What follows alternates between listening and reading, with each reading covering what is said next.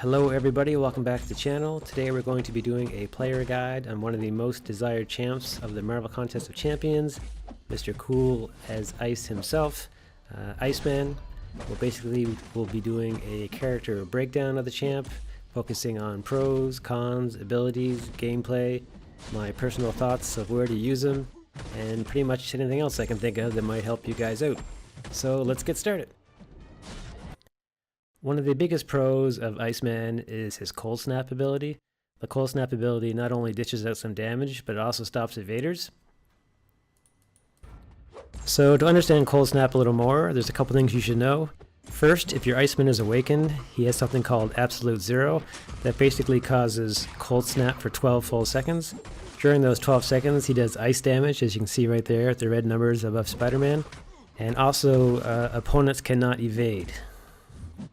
So if your Iceman is not awakened, you have to rely on your Special 1 or Special 3 attacks to keep your Coldsnap going.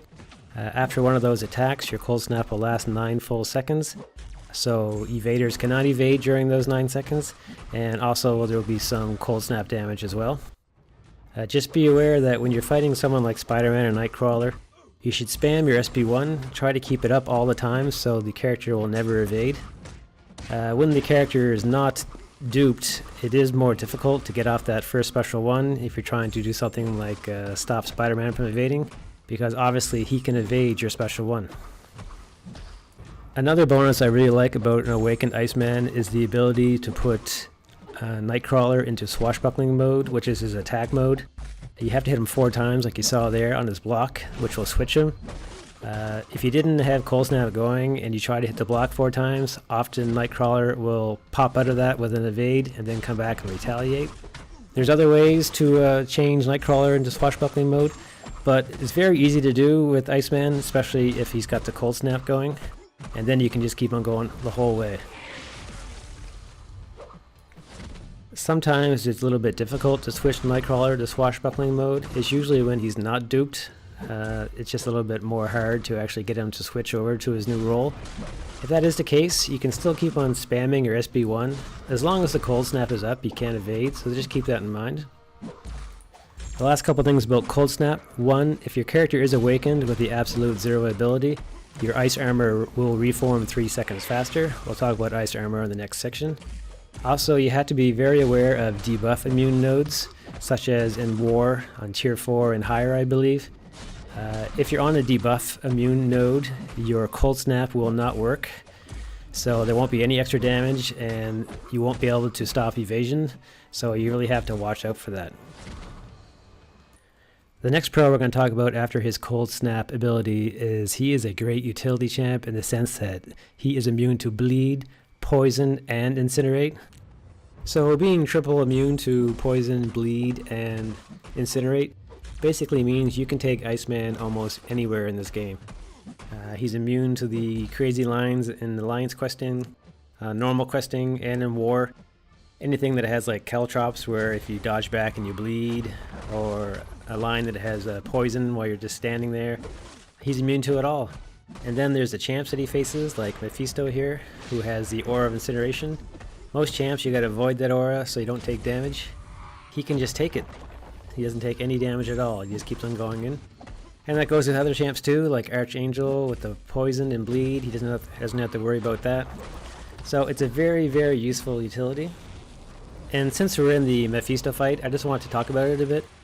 Mephisto is like the anti-counter to Iceman. He's actually immune to his Coldsnap, and you're immune to his Incinerate, so you're kind of on even grounds.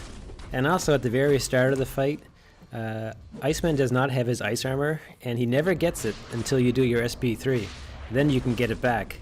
So just keep that in mind when you're fighting Mephisto, that it's kind of a run-in attack, bait specials, try to get your SP3 back. You won't be doing any Coldsnap damage at all. So the next thing I want to talk about is Iceman's ice armor. If Iceman would lose more than 5% of his max health from a single source, his ice armor protects him from the blow, reducing the health loss to 5%, and then it shatters.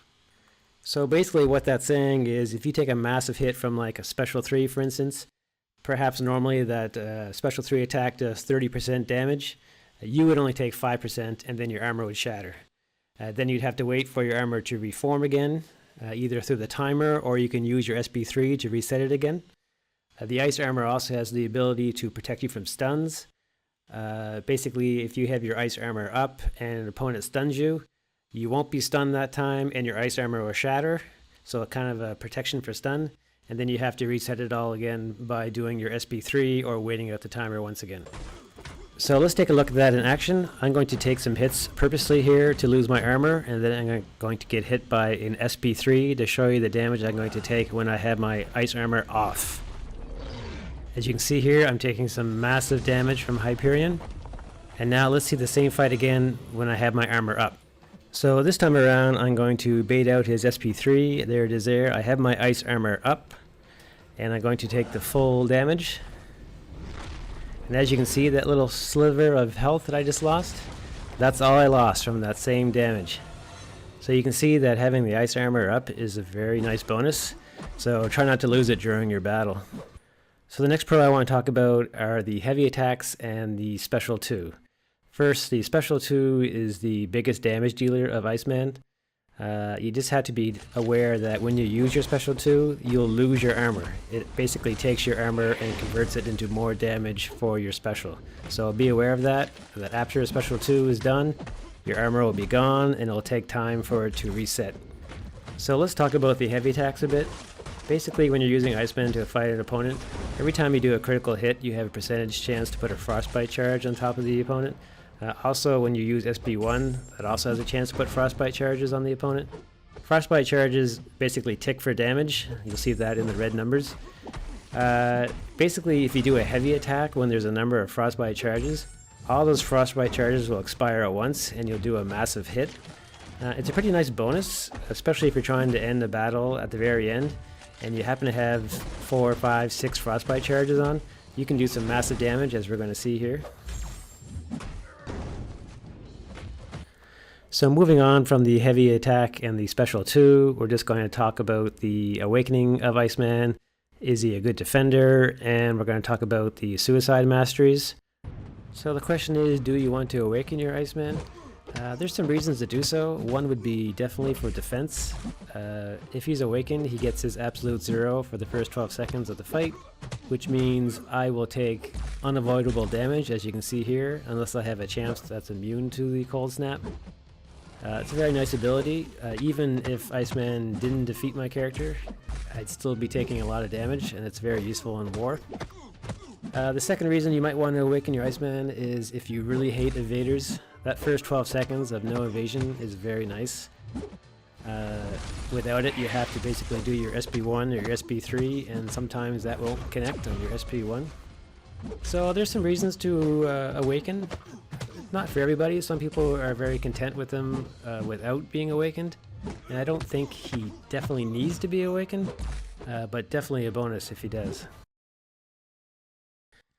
So next we're going to talk about, is Iceman good for the suicide masteries?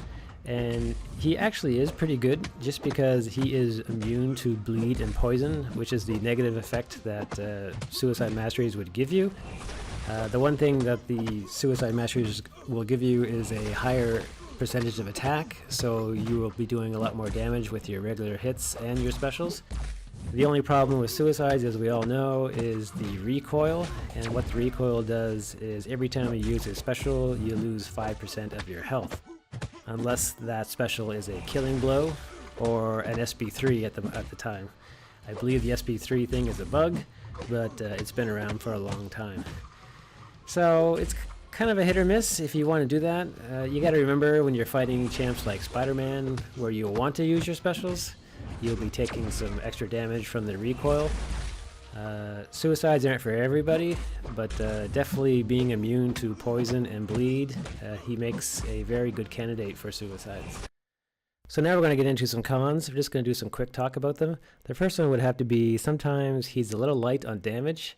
He's pretty good. He's an average champ for hitting power, but when you get up there in the higher tiers, like against a Medusa and on a debuff immune node, he'll time out. He just doesn't have the damage. So that's why I can kind of see why some people have brought him to 565, just to give him that extra boost, and also why people might have considered suicides. Still a great champ, still hits pretty hard, just not a super hard hitter. So the next con is kind of a funny one. He's not immune to Coldsnap. He's immune to his own Coldsnap, but if you go up against another Iceman with your Iceman, you still take the frostbite damage at the beginning of the fight if the character is awakened. You still take frostbite damage if you get hit by an SB1. So it's kind of unusual that a man of ice is not immune to other ice, but that's the way things work in the game sometimes, so what can you do? The next con would have to be debuff immune nodes. Basically, when I first awakened Iceman, it was because I wanted to stop evaders like Spider-Man and Nightcrawler and so forth. But as I progressed in the game and got into harder content, such as moving to the Alliance Wars Tier 4 and moving into higher-end event quests, sometimes you bump into nodes that have debuff immune, so you can't place any debuffs on the opponent. So people will put a Spider-Man, for example, on one of these debuff immune nodes, and your Coldsnap will not work, so you cannot stop his evading. So it kind of diminishes him a bit. He's still an amazing champ, and that's not going to happen a lot, but just be aware of that people love to put evaders on debuff immune nodes and wars just because they know you're going to bring an Iceman. So keep that in mind. And lastly, the constant buffs can cause power gains in some special nodes. This is basically for the more higher end tiers.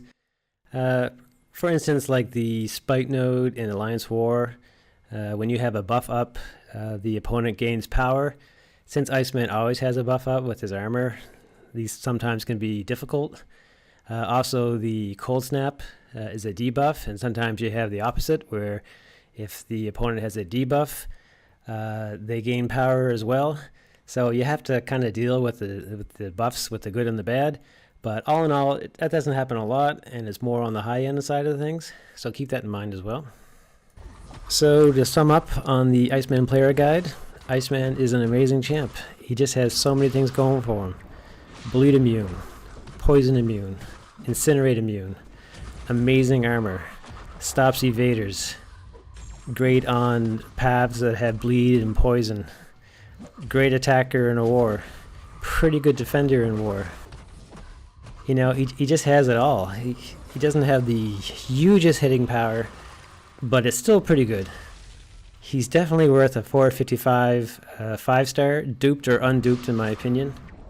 I'd even say that he'd make a wonderful 565. Some people probably won't agree with me with that, saying, you know, stick to Blade and Hyperion and Medusa and so forth. But if you already had those characters, you know, Iceman would be awesome as a 565, and I've considered it myself. Definitely as a 4-star, rank him up to 550. He definitely deserves it. He's a great character, one of my favorites, and I hope you guys enjoy the guide. Please leave comments and likes and dislikes and subscribe to the channel. I appreciate everybody that subscribes to the channel, and we'll talk to you soon, and take care, everybody. Target identified. Analysis complete. Please subscribe.